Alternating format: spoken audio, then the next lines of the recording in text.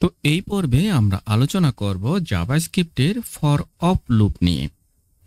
মূলত গত ভিডিওতে আমরা দেখেছি জাভাস্ক্রিপ্টের ফর ইন লুপ সম্পর্কে, যেটা অবজেক্টের উপর ব্যবহার করা হয়।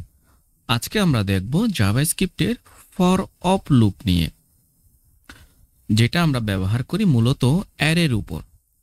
অর্থাৎ অ্যারে থেকে যদি আমাদের উপাদান বের করে আনার প্রয়োজন হয় তাহলে আমরা ব্যবহার করব ফর অফ লুপ। তো ফর অফ লুপ কিভাবে ব্যবহার হয়? একই রকম আগের মতো, অর্থাৎ ফর ইন লুপের মতো এটাও কাজ করবে। তবে ফর অফ লুপ আমরা ব্যবহার করি মূলত অ্যারে থেকে উপাদান বের করার জন্য। আমরা এই জায়গায় শুধুমাত্র পরিবর্তনটা দেখতে পাবো, এখানে হয়তোবা ইন থাকবে আর না হয় অফ থাকবে। যদি আমরা অবজেক্টে ব্যবহার করি তাহলে হচ্ছে এখানে ইন থাকবে, আর যদি আমরা অ্যারেতে ব্যবহার করি তাহলে থাকবে আমাদের অফ। চলে যাচ্ছি আমাদের এডিটরে। তো আমাদের এডিটরে ধরে নিলাম আমাদের এখানে ফ্রুটস নামক একটা অ্যারে রয়েছে।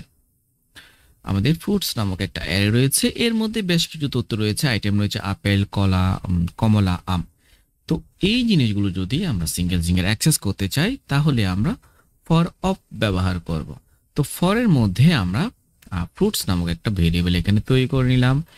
এটা মাথায় রাখবেন, এটা হচ্ছে ফ্রুটস, এখানে এস আছে আর এটাতে এস নেই, অর্থাৎ এটা সিঙ্গেল আমরা পাবো, যার কারণে এখানে লেখা হয়েছে ফ্রুট।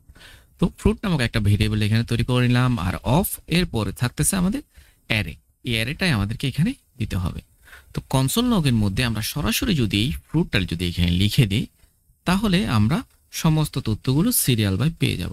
যদি আমরা লাইভ সার্ভারে যদি যাই তাহলে আমরা কনসোলের মধ্যে দেখতে পাচ্ছি আপেল, কলা, কমলা, আম সবকিছু আমরা দেখতে পাচ্ছি।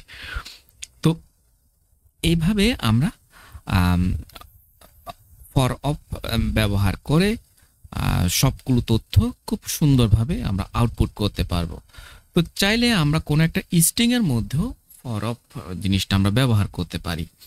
আমরা এখানে এমনও তো হতে পারে এই জায়গায় যদি ঠিক এরকমই থাকে, এটা অ্যারে না হয়ে ধরে নিলাম বাংলাদেশ নামক একটা স্ট্রিং এখানে দিলাম।